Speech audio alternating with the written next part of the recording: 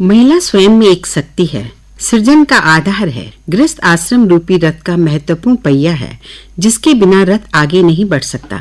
महिला के बिना समाज की कल्पना नहीं की जा सकती। एक महिला अपने परिवार की रीढ़ है। मध्यकाल में मनुष्य ने अपने मिथ्या सम्मान के लिए सती प्रथा, बाल विवाह आदि कई कुरीतियों को बढ़ावा दिया। हमने समय के साथ उसे अवैध ठहरा दिया। महिलाओं ने अपनी सोच व मान्यता के बल पर पुरानी दास्ता को त्याग कर नए युग में उन्मुक्तता से पदार्पण किया है। विकट परिस्थितियों से जूझकर अपने को सिद्ध करने में सफल रही हैं। आज महिलाओं का दायरा घर की चार दीवारी तक सीमित नहीं है। हर क्षेत्र में उसकी बराबर की भागीदारी है। पुरुष प्रधान समाज में महिलाओं को लेकर आज भी रूढ़िवादी सोच होना एक गंभीर मुद्दा है। समय बदल गया पर सोच नहीं बदली। यदि घर की महिलाएं कामकाजी हैं तो पुरुषों को भी चाहिए कि घर के काम में उनका हाथ बटाएं। पहले समय में अगर 4-5 महिलाएं मिल गईं तो उनकी चर्चा का विषय केवल ननद भाभी, सास बहू, देवर जेठानी ही होती थी। वे बेकार की बातों में अपना समय जाया करती थी। मगर आज महिलाओं की चर्चा का विषय देश, राजनीति, आर्थिक व सामाजिक विषय बन गए हैं।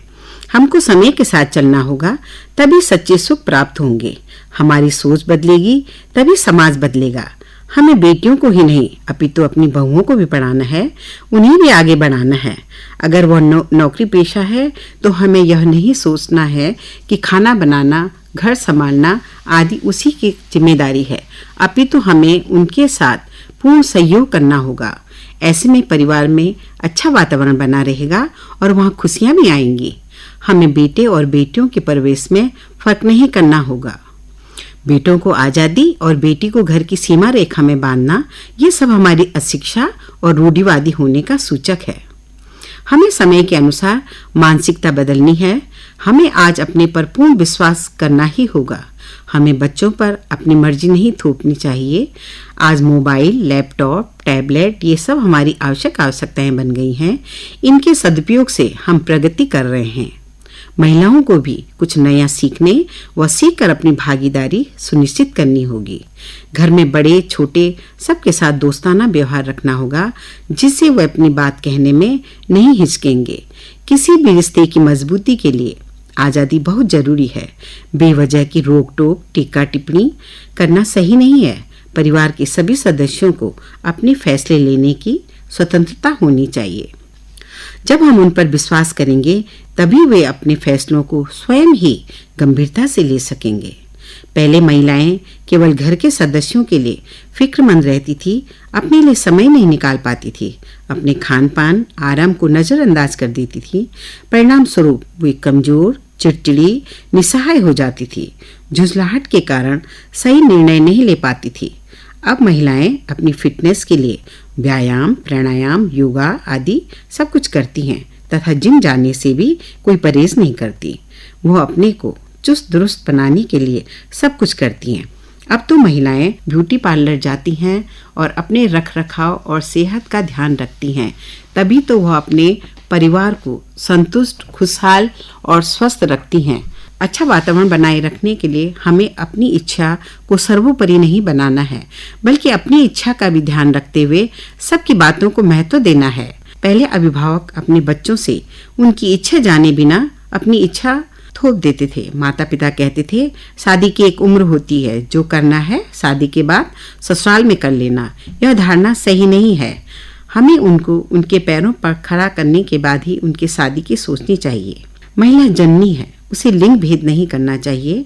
आज सरकार ने भी लिंग भेद, भ्रूण हत्या पर कठोर कानून बना दिए हैं, जिससे समाज में सकारात्मक परिणाम आए हैं। जब महिला ही महिला के अस्तित्व को नकार दे तो ये अच्छे असर नहीं। आज महिलाओं को नौकरी में भी अच्छे अवसर मिल रहे हैं। वे स्वावलंबी बन रही हैं। उन्होंने अपने को हर तरफ से योग्य बना दिया है। बच्चों के महिला मित्रों और पुरुष मित्रों के साथ मेलजोल को अन्यथा न लें, उनके हितैषी बने। सीमित सोच रखकर हम उनकी उन्नति में बाधक बन रहे हैं। हमें किसी की तुलना नहीं करनी चाहिए। अपने मायके वालों का गुणगान करके किसी अन्य को दुख न पहुंचाए, उनके साथ सहज व्यवहार करें। हमें अपने साथी के प्रति वफादार व सच्चा होना चाहिए। अगर किसी बात में मतभेद हो जाए तो हम आपस में ही वार्तालाप करके मिलजुल कर उन मतभेदों को दूर करें। किसी तीसरे का बीच में बोलने का अवसर नहीं देना है। जितनी भी लड़ाई है उसे उसी दिन खत्म कर देना चाहिए, नहीं तो हमारे अंदर कई नकारात्मक विचार आ सकते हैं।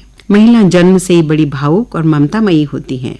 उन्हें कभी कभी अपने परिवार के हित के लिए कठोरता का आवरण भी ओढ़ना पड़ जाता है। यह बहुत जरूरी है कि हमें स्वयं को भी इज्जत देनी होगी।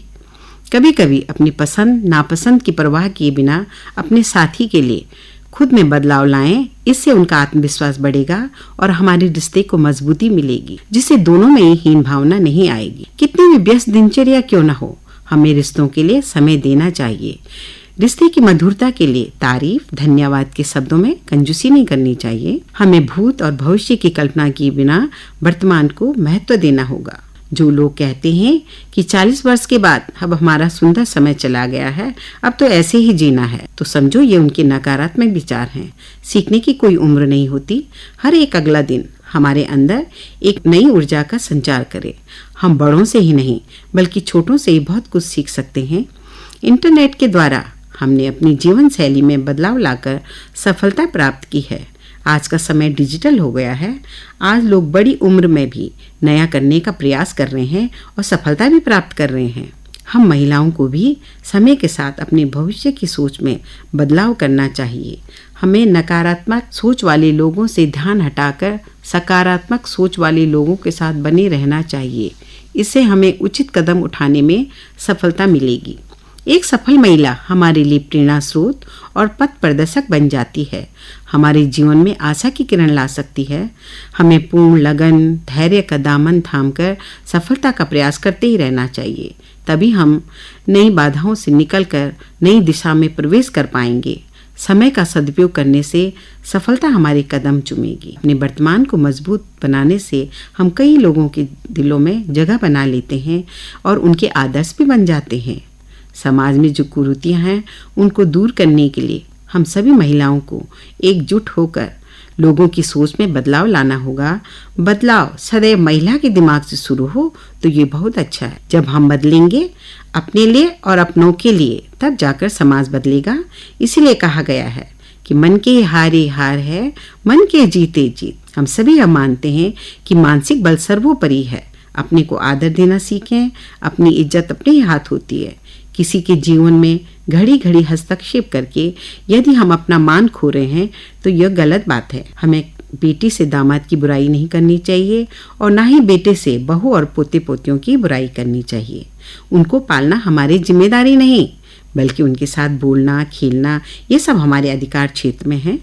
रोज रोज की लड़ाई से अपमानित होने से तो अच्छा है जहाँ रहो खुश रहो और उन्हें भी रहने दो। किसी ने सच ही कहा है, बदलाव जीवन का अभिन्न अंग है। अगर हम महिलाएं समय के मुताबिक खुद को नहीं बदल पाएंगी तो हम जिंदगी में बहुत पीछे ही रह जाएंगी। हम सभी को बदलते समय के साथ साथ अपनी जरूरतों, इच्छाओं को समझकर पक्षपात रहित होकर सबका मार्गदर्शन करना होगा। महिला पुरुष सभी को मिलजुल कर अपनी छोटी छोटी जिम्मेदारियों का निर्वहन करके जीवन को जीने लायक बनाना होगा। हमें अपनी सोच घर, परिवार, रिश्तेदार, पास पड़ोस तक ही सीमित दायरे में न रखकर एक ऊंची सोच रखकर सबके बीच में एक मिसाल बनना होगा।